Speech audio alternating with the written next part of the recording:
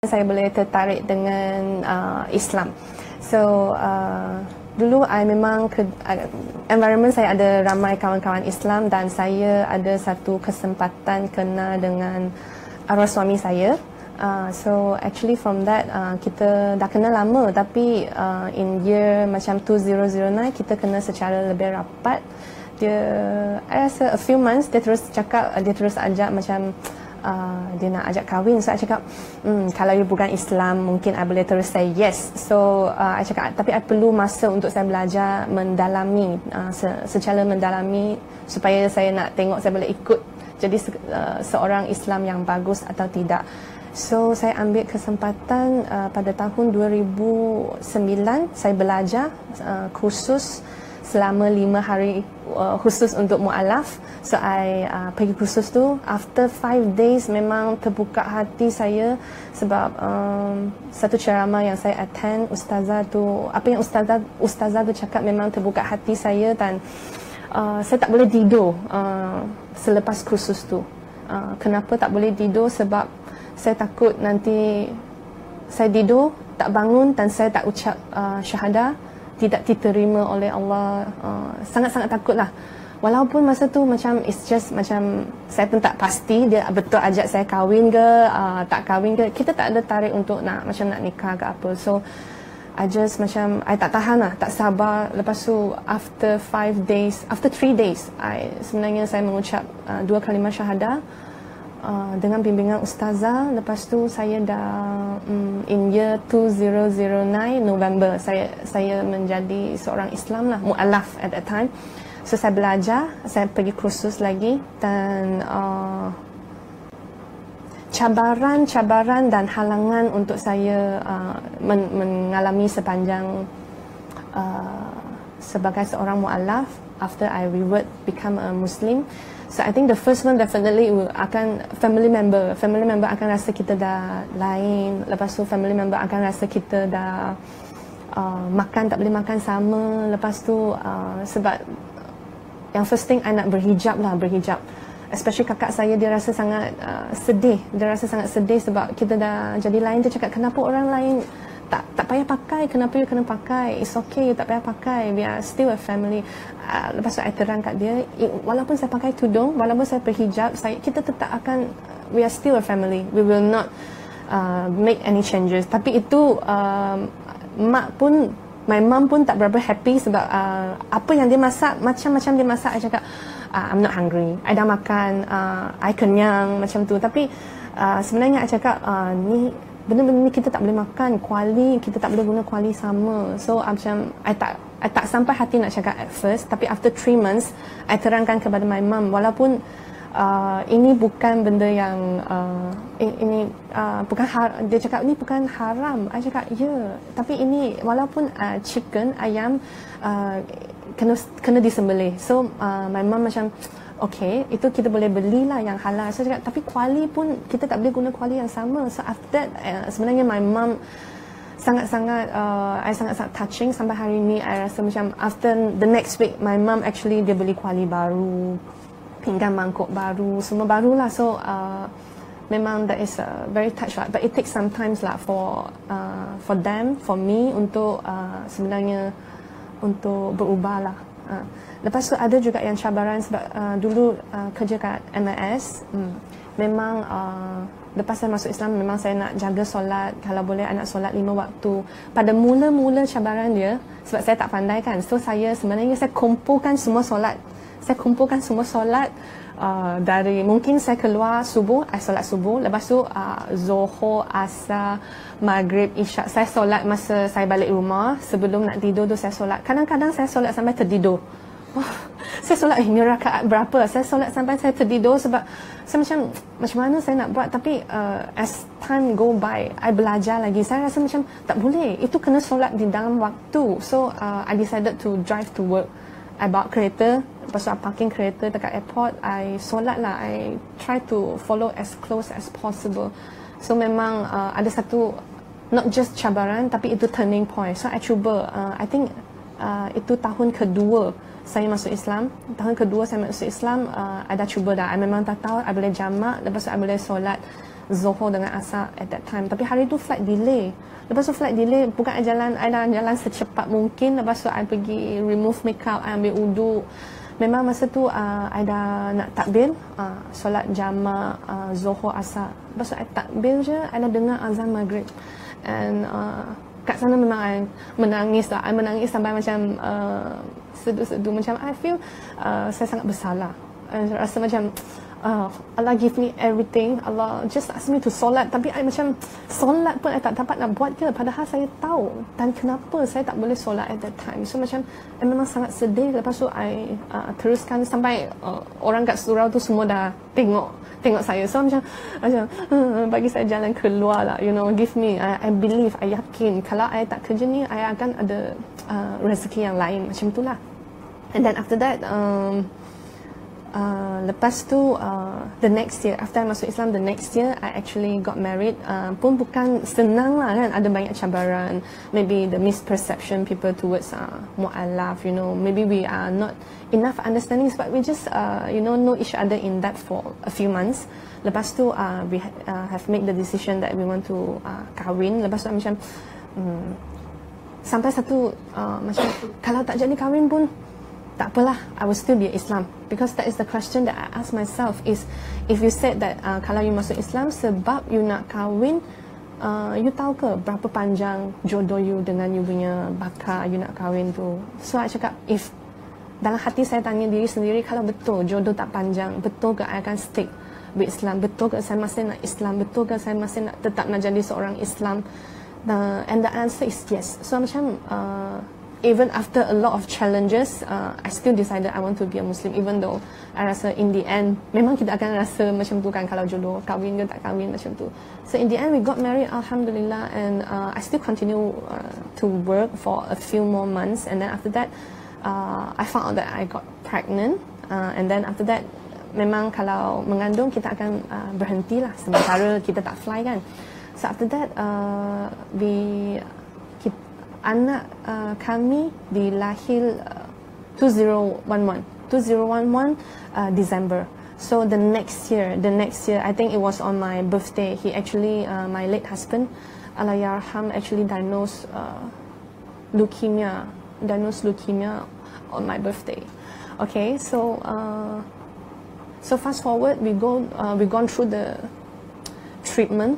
We've gone through the treatment, and I resigned from my job. Okay, I jaga dia kat hospital, and then it was not easy. About 10 months, kita memang lawan sungguh-sungguh. Tapi we plan and Allah plan kan.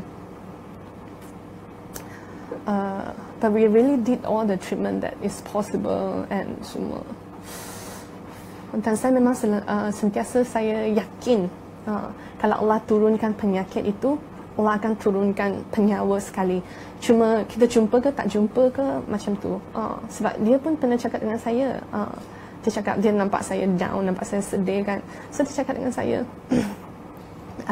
if Allah wills it, dia cakap saya telan air liur pun akan sihat. So macam I think it's a joke. So I'm macam we still hang in there, we still but it was not easy. Sometimes I rasa macam kalau I boleh ambil side effect ni, you know, rambut gugur ke, tak boleh makan ke, mulut penuh dengan ulcer ke, pening ke, sakit perut kembung ke, maybe I can take some of the side effect from him. Tapi it's just that macam it's impossible kan. So in the end, Allah loves him more. So he actually, dia passed away 2 minggu sebelum our daughter first birthday. So actually that is one of the very, very huge challenge for me in my journey. So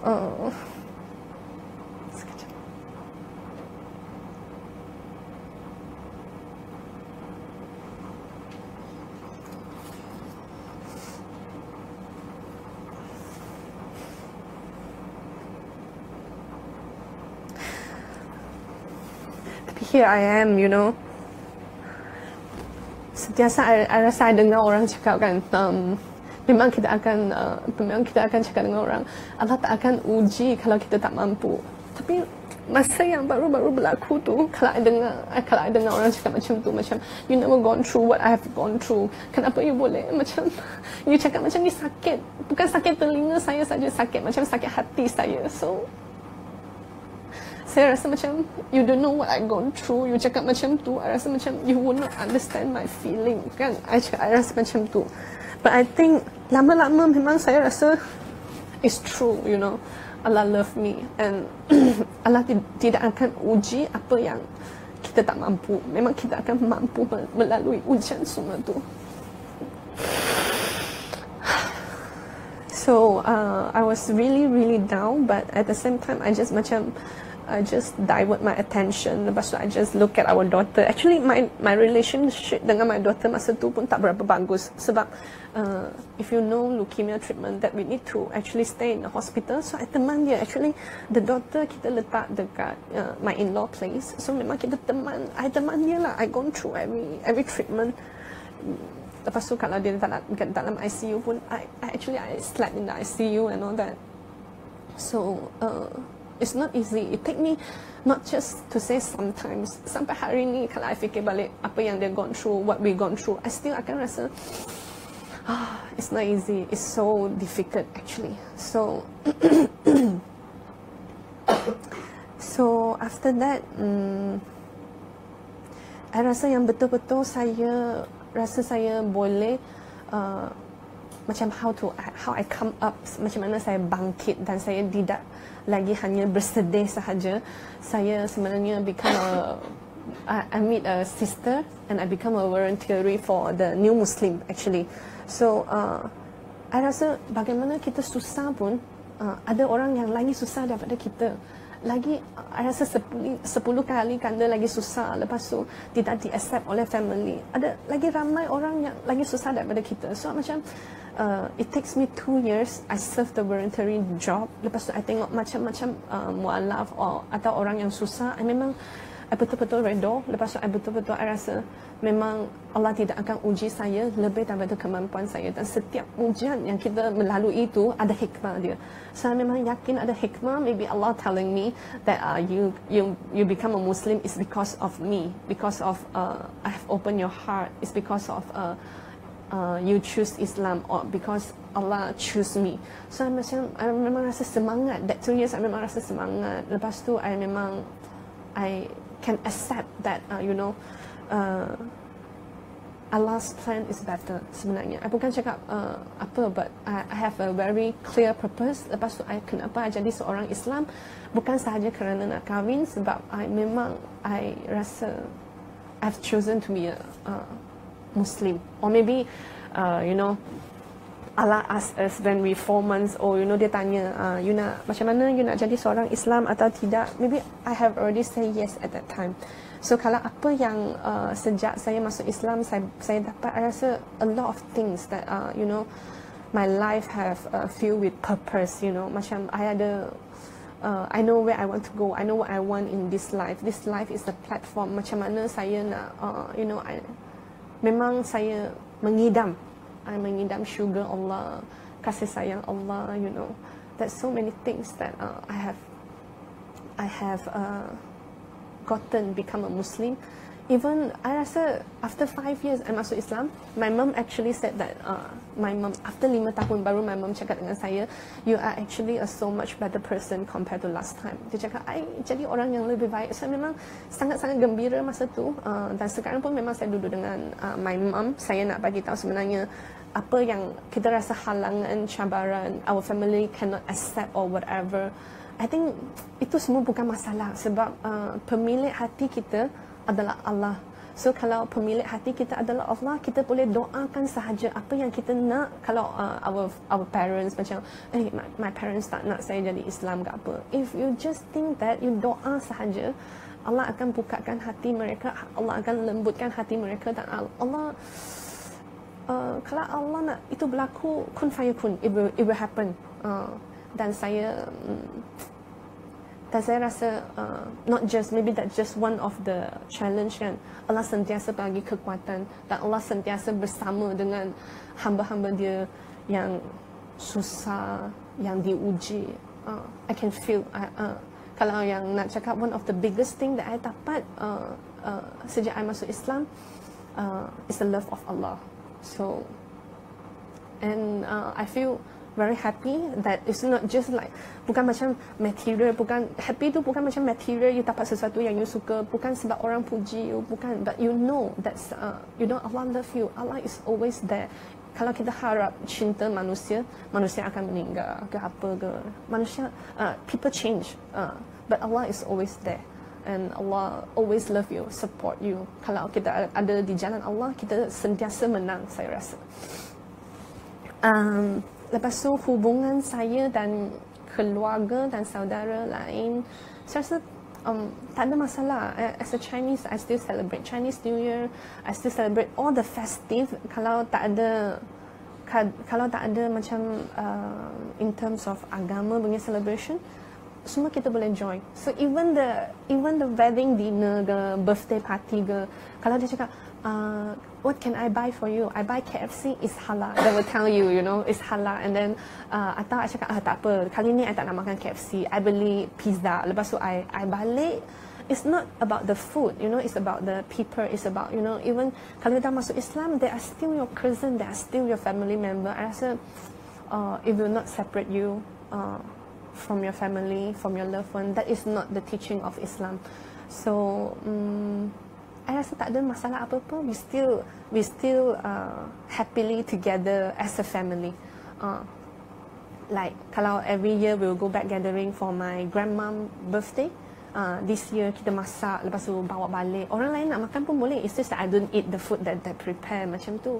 So maybe at the beginning I will not say that totally tak ada masalah, tapi masalah tu boleh diatasi, can be settled, no problem at all. The hardest thing is always the first step. So if you take the first step, Allah will help you with the rest of the step. You know, just make a lot of dua, Allah will help you. Yeah.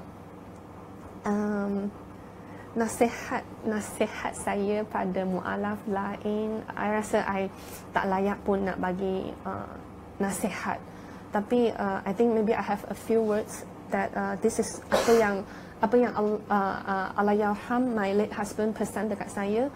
The first thing, masa dia suruh, bukan dia suruh, dia cakap macam ni, dia punya statement tu macam ni, kalau hari ni saya suruh, that time we got married already, so kalau hari ni saya suruh you pakai tudung, memang you kena pakai tudung sebab saya suami kamu, dan itu adalah it's like, you know, my order to you. You have to fulfill this order.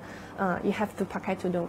But you know, if you wear the hijab just because I ask you to, you know, one day if I'm not here, and that time dia tak sakit lagi.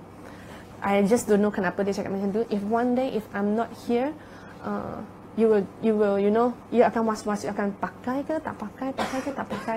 So hari ni you pakai tudung, you have to remember this is because of this one is the order of Allah, you know, your creator, our creator. So dia cakap, so if you niat you pakai hijab because of Allah, insyaAllah sampai bila-bila you tak akan berubah, and you will just be better and better. So I take that advice for myself up to today, and memang I think there is nothing, you know, there's nothing you give me that I will, you know, just don't wear this hijab, or I will not take off this because of anything, because I wear this because of Allah. So then I always remind myself, you know, what is if you are very happy when you're receiving gift, you know, even pakai hijab, I always think that if I in a born Muslim family, my family will be so happy that kalau I pakai tudung, you know, kalau I tutup aurat at that. And when I first masuk Islam tu, macam I said, you know, if I in a born Muslim family, my mom will be so proud that I wear hijab. You know, I start to cover up myself. But you know, now I'm a mu'alaf, I pakai hijab pun kena marah, you know. And my family member, dia tak marah, tunjuk muka, dia tak nak cakap dengan you. So I feel sedih at the time. But even when you are sad, you make dua. You know, even you think that you want to masuk Islam atau tidak, but it's okay. If you're not a Muslim yet, if you're still a mu'alaf, or if you're still not so sure, you can also make a dua to Allah. Allah will answer, because that is the promise of Allah. Allah akan bagi semua sahaja. It's just that the timing kita tak tahu bila.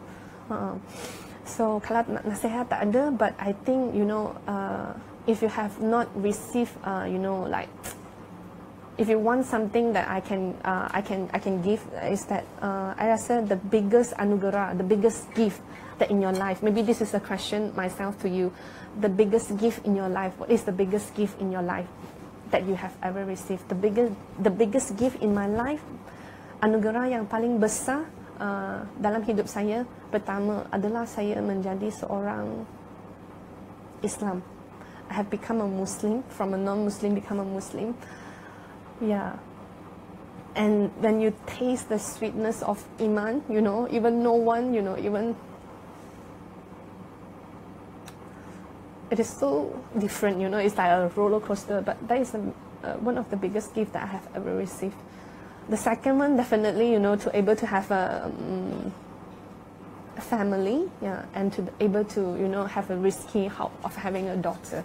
You know, if you don't have yet, it's okay, you know, it's time to ask yourself, what is the biggest gift that you actually ever received? So that is, I think that is something that my advice, maybe we have to always be syukur, you know, like what we have, you know, don't just look at what other people have, you know, they have this, they have that. Everyone are given a different talent, different capabilities. So I think, and also maybe I want to share with you, not the nasihat, but maybe I want to share with you, it's just one of the dua that I always make for myself, that, you know, I pray to Allah that Allah please use me, yeah, use me to be to benefit to other people. Jadikan saya orang yang bermanfaat kepada orang lain. Whatever capabilities that you given me, please let me make full use of the capabilities that you give me to help other people, to be a people that beneficial to other people. Yeah. So last but not least, you know, walaupun saya tidak dilahir sebagai seorang Islam, tapi saya akan mati sebagai seorang Islam. That is actually I didn't even realize that, you know, I said that, you know, being maybe I also can spread the awareness. If you have a mu'alaf friend, you know, that I'm actually so concerned, you know, because my family is a non-Muslim family. If one day that I die, ada pesan dekat kawan-kawan saya, please, you know, if I die, you know, please urus my jenazah and all that. Seriously, please mandikan my jenazah, and please, you know, which one, please, you know, please help me, you know. And that is something that maybe if you have a mu'alaf friend, not to say sad, if you have a mu'alaf friend, yeah, that's something that you can do for them, yeah. And that is just that. That's all for now. Is it? Yeah. So, yeah. Very happy to see you guys here. Assalamualaikum warahmatullahi.